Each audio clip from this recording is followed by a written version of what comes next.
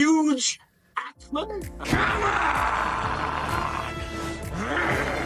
What's going on, guys, and welcome back to Two Film Buffs. Today we're going to be looking at the top 10 Hugh Jackman movies to watch before Deadpool and Wolverine. At number 10 we have X-Men, the first adaptation of a live-action X-Men movie, and it simply didn't disappoint.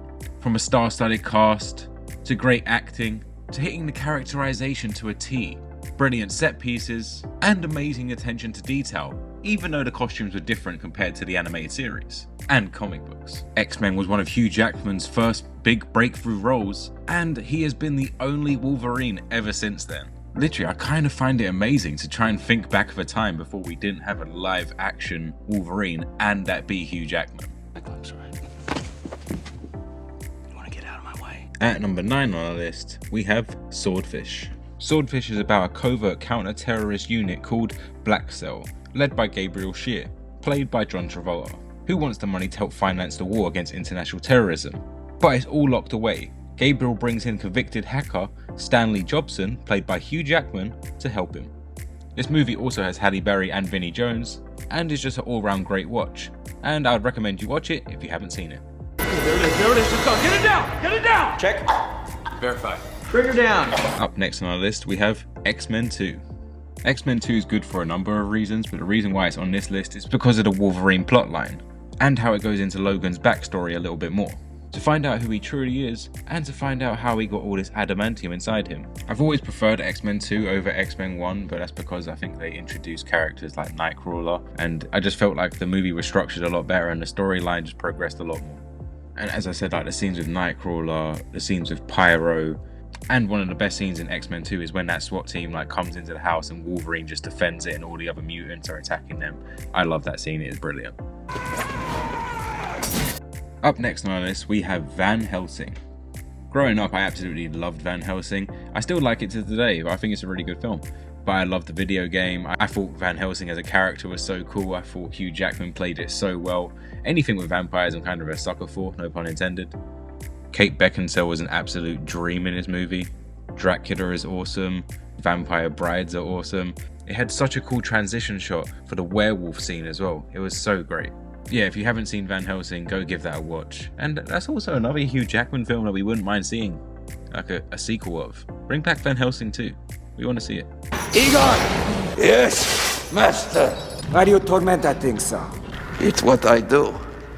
At number 6 on our list, we have X-Men Origins Wolverine. Now personally this is just a theory, but I think that this Wolverine from this X-Men film, or technically the universe that Deadpool went back to stop and kill the other Deadpool at the end credits of Deadpool 2, is the Wolverine we're going to be getting in Deadpool and Wolverine. Hey! Don't scratch! Cleaning up the timelines. Eventually, you're gonna hang up the claws, and it's gonna make a lot of people very sad. But one day, your old pal Wade's gonna ask you to get back in the saddle again. He does. Say yes. If you haven't seen this movie, it gives a huge backstory into the origins of Wolverine, hence the name X-Men Origins Wolverine. It shows like when he was born and when he was a child and how him and his brother, who was Sabretooth, ending up running away and growing older and getting into several different world wars and different battles. Not to mention that scene is freaking awesome. It is probably one of the best scenes there has been in the pre-Marvel time. Even probably till today, I still love that scene. But anyway, as I was saying, yeah, it's like an origins film of Wolverine. It has all these different characters. It throws in Gambit, it has Blob. So a lot of familiar faces that you would know from the comics and old cartoon shows. This movie marked the first time of a live-action Deadpool and Wolverine, and it had Ryan Reynolds playing Deadpool, but it was an unmasked Deadpool and he could talk. Aside from the end of the film where they had that abomination of Deadpool, which obviously they referenced in the new Deadpool movies, but I do strongly believe that this is the storyline they're going to start stemming off from. Because Wade said this line to Wolverine. But one day, your old pal Wade's gonna ask you to get back in the saddle again. He does. Say yes. Halfway through our list, at number 5, we have The Prestige. The Prestige is about two friends and fellow magicians, Alfred Borden, played by Christian Bale, and Robert Anger, played by Hugh Jackman. But they become bitter rivals after a sudden tragedy. As they devote themselves to this rivalry, they make sacrifices to bring them fame, but with terrible consequences. This movie also includes Michael Caine, Scarlett Johansson, Rebecca Hall, David Bowie, and Andy Serkis, and was directed by none other than Christopher Nolan.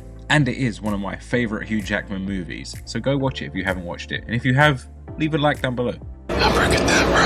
At number 4 on our list, we have X-Men Days of Future Past. Now, in my opinion, this isn't the best of X-Men movies. It's not even really up there.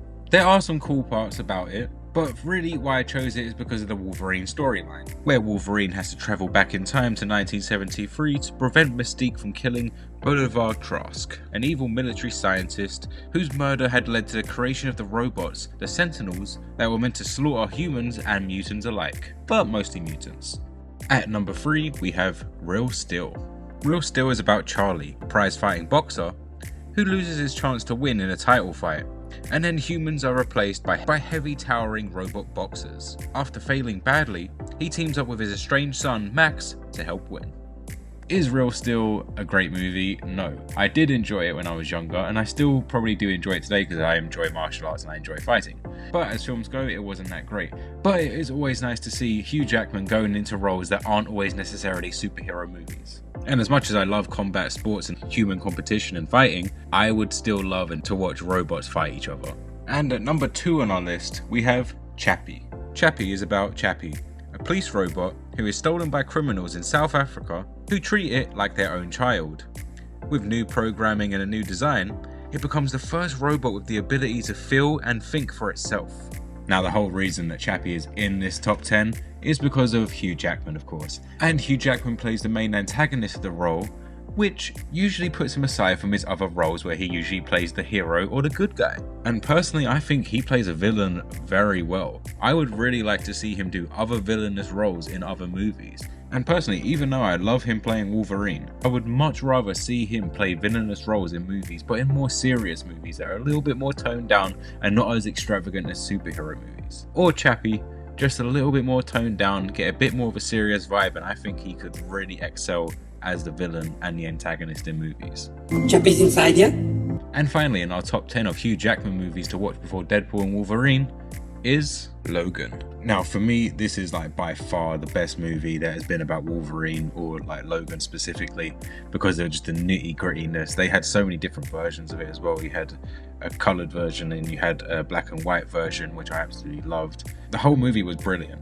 I loved hearing the adult concepts of it. It was like one of the I don't know if it was like the first 18, if it was at 18 or 15, but it was brilliant. I think it was just so good of how they made it more adult, and it worked so much better. But in case you haven't watched it, here's the breakdown. Logan comes out of retirement to escort a young mutant named Laura to a safe place. He meets up with other mutants who run from an evil corporation that has been experimenting with them. Now, most speculation from the Deadpool and Wolverine movie is that this is the Logan that's going to be inside that movie, but I truly don't believe from what I said earlier. But on the other hand, if you're watching that movie soon, I would watch Logan just to boost yourself up and get yourself ready for Deadpool and Wolverine. Thanks for watching that video, guys. Don't forget to like, comment and subscribe. We want to hear what you think about Deadpool 3. We want to hear what you think about Logan and Wolverine and all the movies I mentioned below. Are there any I missed? Which ones do you think are better? Let us know, and we'll see you next time.